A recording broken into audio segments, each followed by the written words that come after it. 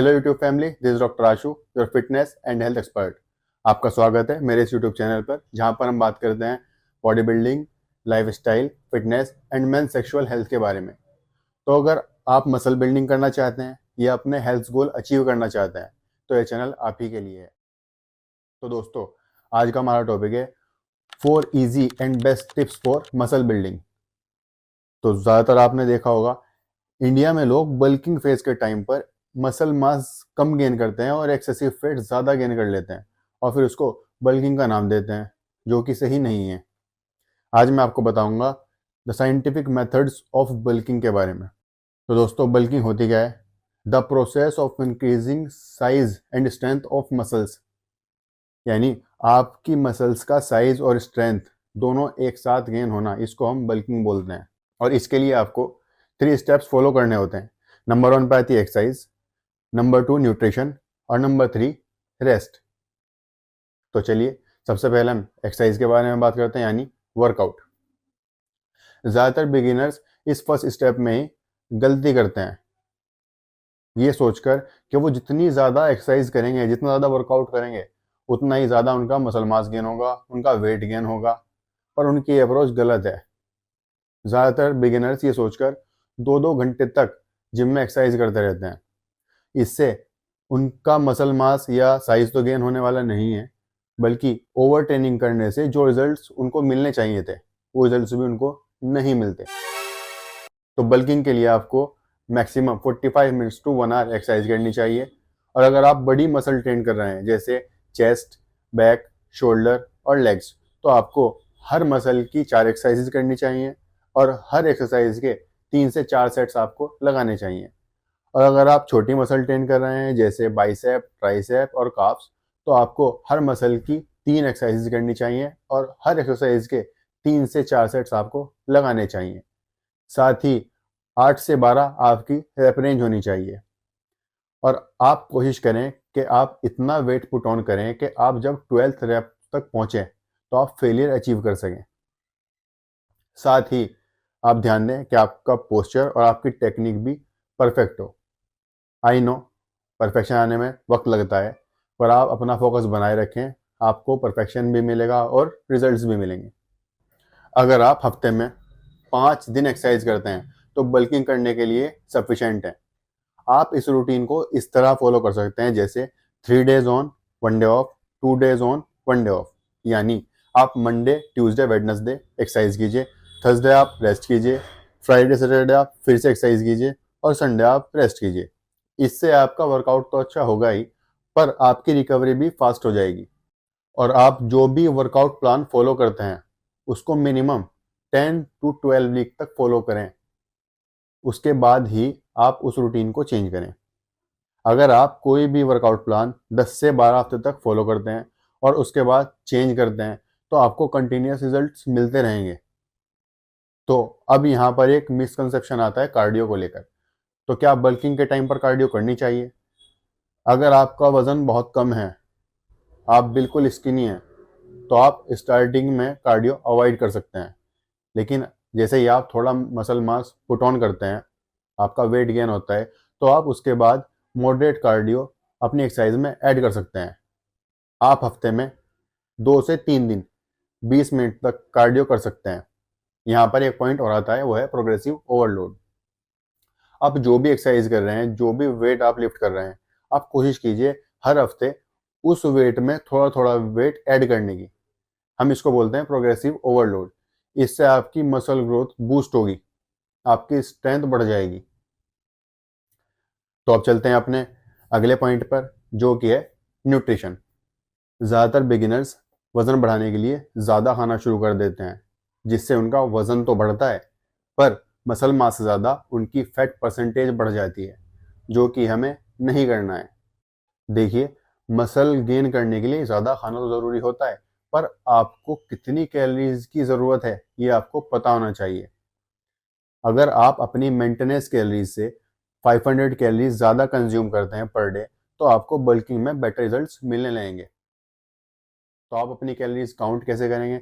Normally 30 to 35 calories per KG of body weight per day consume करनी होती है। पर अगर आप बल्किंग करना चाहते हैं तो आपको 40 to 45 calories per KG of body weight per day consume करनी होंगी। ये आप चाहें तो गूगल पर सर्च कर सकते हैं कैलोरी कैलकुलेटर। यहाँ पर आप अपनी एज, अपनी हाइट, वेट और एक्टिविटी को ऐड करके अपनी कैलोरीज के बारे में जान सकते हैं। तो जो भी आपकी मेंटेनेंस कैलोरी है आप उससे 500 कैलोरी ज़्यादा कंज्यूम कीजिए, आपको बेटर रिजल्ट्स मिलेंगे।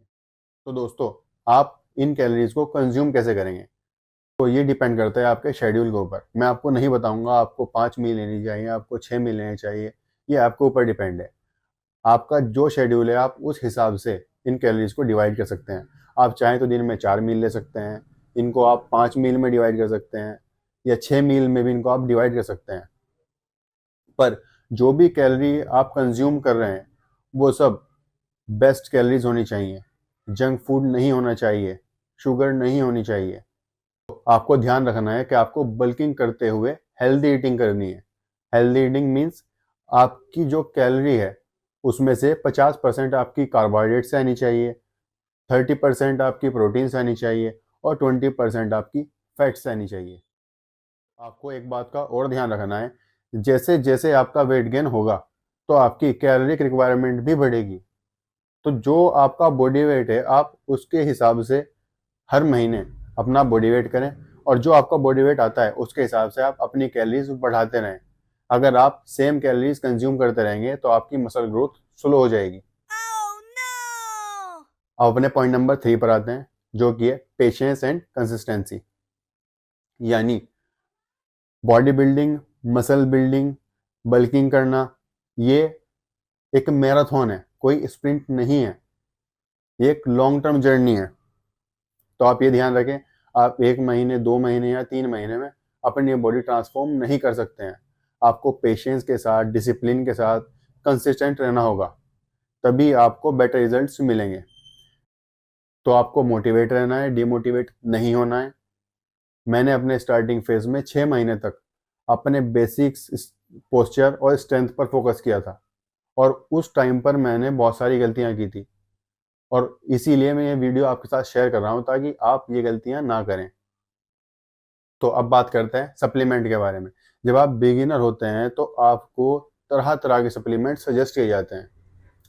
अगर आप कोई सप्लीमेंट लेना चाहते हैं तो चलिए मैं आपको 3 सप्लीमेंट सजेस्ट करता हूँ, जिसमें नंबर 1 पर आता है क्रेटीन।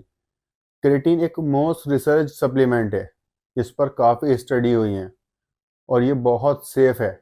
अगर आप बात करते हैं स्ट्रेंथ, मसल मास गेन करना या अपना परफॉर्मेंस बूस्ट करना, तो क्रेटीन बहुत असरदार होता है। इसके अल्टीमेट रिजल्ट्स आपको शो होंगे। आप इसको चाहें तो 3 से 5 ग्राम पर डे ले सकते हैं। तो दोस्तों, सेकंड सप्लीमेंट है वे प्रोटीन।